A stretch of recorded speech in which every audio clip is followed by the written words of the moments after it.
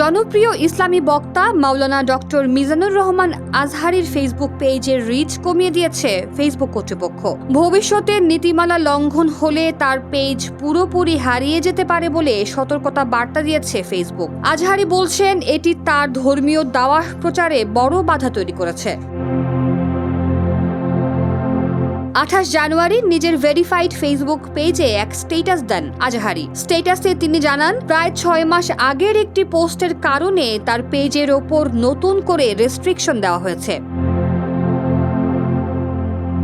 আজহারী বলেন, ধর্মীয় ও মানবিক বিষয়ে কথা বলার কারণে এর আগেও একাধিকবার ফেসবুকের রেস্ট্রিকশনের সম্মুখীন হতে হয়েছে তাকে। এবার ফেসবুক কর্তৃপক্ষ তাকে লাস্ট ওয়ার্নিং দিয়েছে, অর্থাৎ ভবিষ্যতে নীতিমালা লঙ্ঘন হলে তার পেজ সম্পূর্ণরূপে বন্ধ হয়ে যেতে পারে।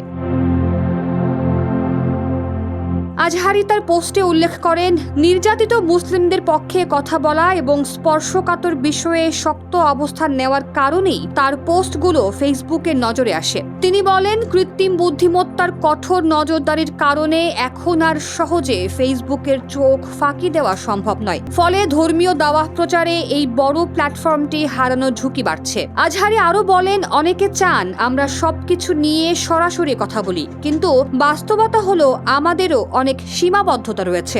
আমরা ইচ্ছামতো সব কথা বলতে বা লিখতে পারি না। ফেসবুক কর্তৃপক্ষ সাধারণত ঘৃণা, সহিংসতা বা ভুল তথ্য ছড়ানোর অভিযোগে কন্টেন্ট সীমাবদ্ধ করে। তবে আজহারীর পেজে ঠিক কোন পোস্টের কারণে এই নিষেধাজ্ঞা এসেছে তা এখনো স্পষ্ট নয়।